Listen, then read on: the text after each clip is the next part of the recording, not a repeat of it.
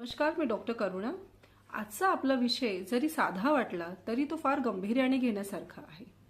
तो म्हणजे की आपण मानसिक आरोग्याबद्दल बोलत का नाही. जेव्हाही मानसिक आरोग्याचा विषय येतो त्यावेळेस आपण लगेच 2 पाऊल मागे येतो. Because we have that feeling की आपल्याला जर कोणी स्टिग्मेटाइज केलं तर आपण डॉक्टरांकडे जाण्यासाठी किंवा कोणाकडेही एक्सपर्टकडे जाण्यासाठी आपण घाबरतो. आणि सगळ्यात मोठी भीती काय असते तर ती असते स्टिग्माची.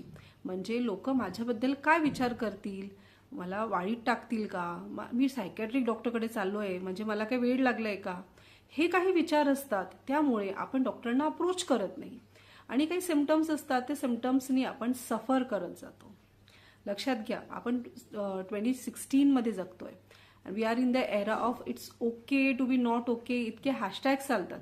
But still there are people, एक अजूनही असा वर्ग आहे की जो अजून सुद्धा ह्या सगळ्या आजारांपासून खूप सफर करत असतो. म्हणजे स्टॅटिस्टिक्स जर तुम्ही बघाल तर स्टॅटिस्टिक्सच्या हिशोबाने 70 to 92% ऑफ पीपल दे सफर विथ धिस डिसऑर्डर्स. म्हणजे मेंटल हेल्थ किंवा मानसिक आरोग्याच्या हिशोबाने त्यांना आयुष्यभर ते सिम्पटम्स जाणवत असतात आणि ते सायलेंटली सफर करत असतात. हे लोक का बरं जात नाहीत? कारण आपल्याला एक भीती असते.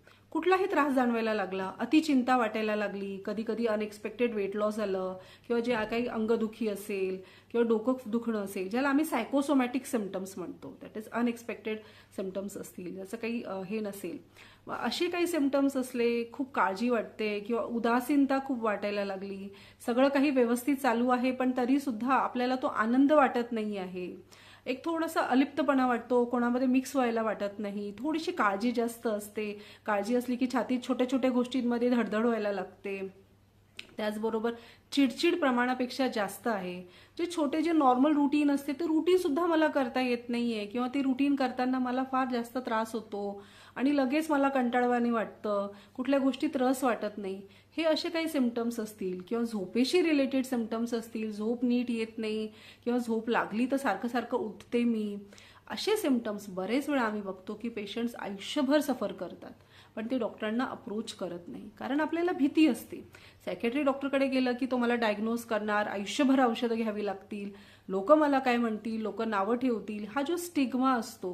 किंवा बरेच वेळा काही फॅमिलीजमध्ये तर असंही असतं की आमच्या फॅमिलीचं नाव खराब होईल, पुढे मुलीला जर काही सिम्पटम्स आहे तर तिला लग्नाला प्रॉब्लेम येईल, औषध एकदा सुरू झाली की. हे सगळे सिम्पटम्स किंवा हे सगळा जो विचार आहे, हा विचार आपण बाजूला ठेवायला पाहिजे. पण तुम्ही हा विचार करा की जर हे सगळे विचार आपण डोक्यात ठेवले आणि जर आपण डॉक्टरांकडे गेलोच नाही तर आपण ह्या सगळ्या सिम्पटम्सनी आयुष्यभर सफर करतो.